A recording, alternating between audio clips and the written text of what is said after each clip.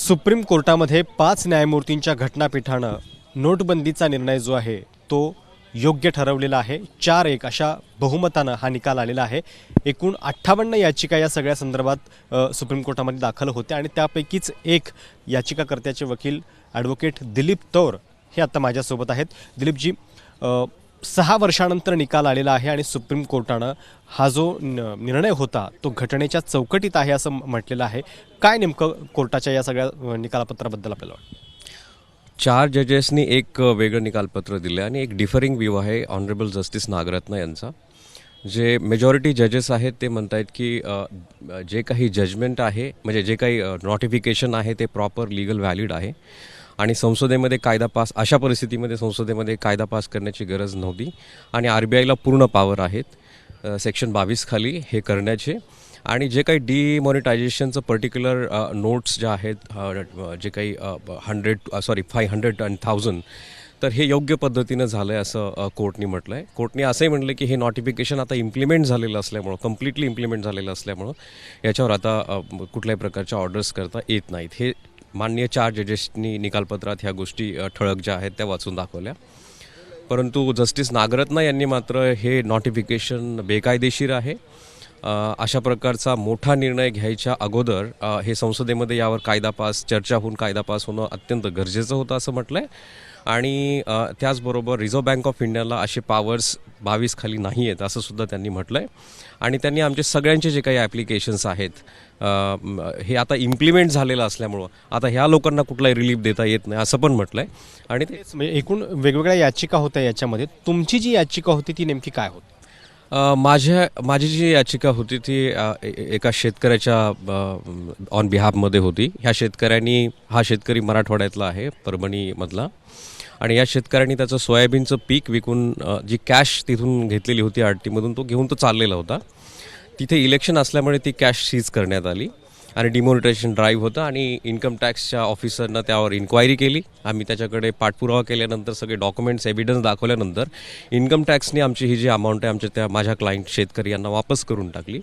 परंतु ज्यावेळेस ही कॅश वापस देण्यात आली त्यावेळेस जी विंडो होती 52 दिवसाची, ती 52 दिवसाची विंडो ही बंद झालेली होती। आम्ही RBIला ॲप्लिकेशन केलं, रिप्रेझेंटेशन केलं, परंतु RBIने ती विंडो बंद झालेली असल्यामुळे आमची कॅश स्वीकारली नाही। याला आम्ही चॅलेंज देत बॉम्बे हायकोर्टच्या औरंगाबाद बेंचमध्ये रिट पिटिशन दाखल केलं होतं।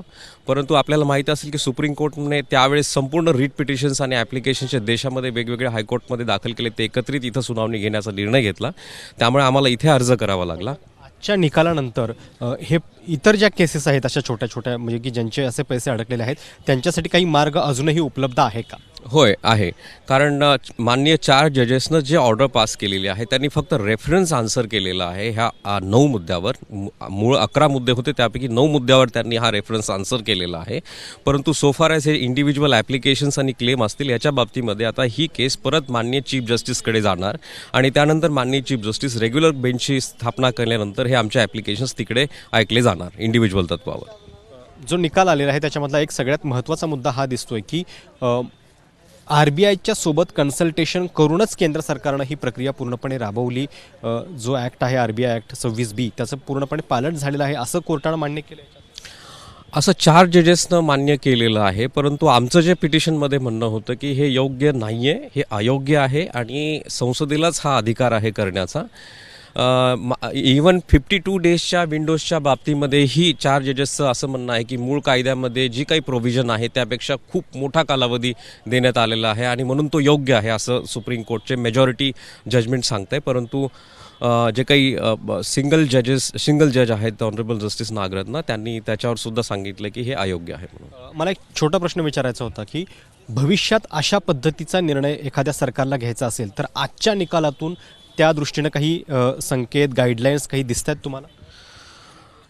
मला वाटतं जस्टिस नागरत्नाचं जे जजमेंट आहे इंडिव्हिज्युअल जजमेंट आहे, परंतु त्यांनी एक असं शेवटी म्हटलं की जरी जो काही डिमॉनिटायझेशन केल्याचा उद्देश जरी योग्य असला तरी कायदेशीररित्या काही गोष्टी पाळल्या गेलेल्या नसल्यामुळं मी त्यांना अयोग्य ठरवते। तर मला वाटतं यातच सगळं काही आलेलं आहे, म्हणजे कुठलाही निर्णय घ्यायचा असेल तो कायद्याप्रमाणेच घ्यायला पाहिजे। तर हे होते ॲडव्होकेट दिलीप तौर।